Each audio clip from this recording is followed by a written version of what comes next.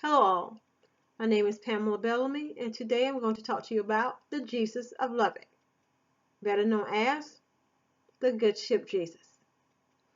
2 years ago, I attended the Penn Center Heritage Day celebration.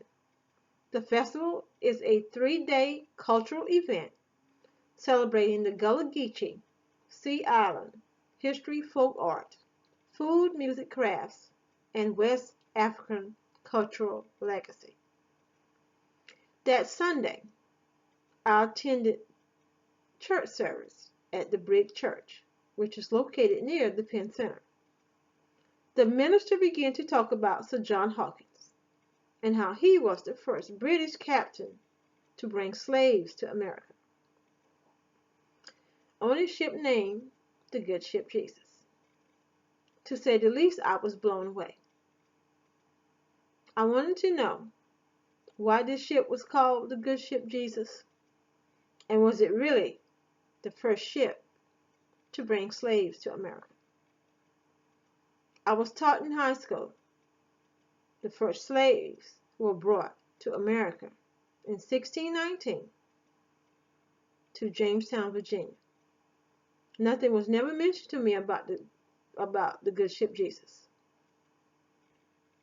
According to Catherine McKinney, author of The Beginning of Slave Trade, King Henry VIII purchased Jesus of Lubbock, the Good Ship Jesus, a 700-ton ship from the Hanseatic League. Queen Elizabeth lent Sir John Hawkins the ship and granted him permission for his first voyage in 1562. He was allowed only to take African slaves of their own consent, and he agreed to do that. Sir John was adamant to become the first British slave captain to bring slaves to America.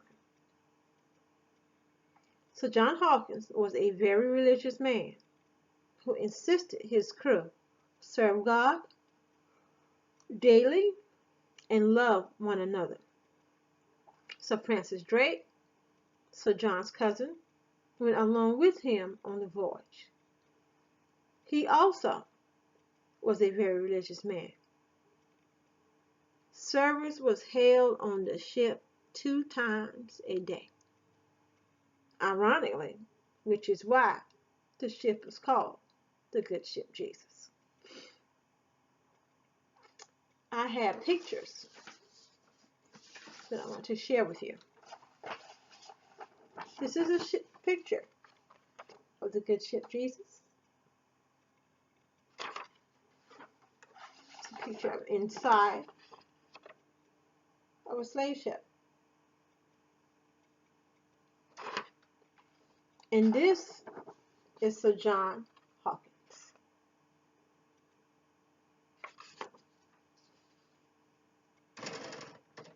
In 1562, Sir John Hawkins left for the coast of Africa to dock near Sierra Leone. There, Sir John Hawkins captured 300 to 500 slaves. He was able to acquire slaves by stealing them from Portuguese ships, violence, and promised Africans free land and riches in the New World. Most of the slaves which Sir John Hawkins captured were sold in what is known today as the Dominican Republic. When Sir John returned home, Queen Elizabeth was upset because he did not comply with the agreement. She said his endeavor was detestable and would call down vengeance from heaven and the undertaker. But when the Queen found out there was a profit to be made, her attitude changed. Sir John returned home with ivory hides and sugar. She and Sir John became partners and provided him with the Jesus of Lubbock as his own, the Good Ship Jesus. It was Sir John's ambitious nature that brought the first British slave ship to America. Had I never gone to the Penn Center Heritage Festival, I would never learn about the Good Ship Jesus.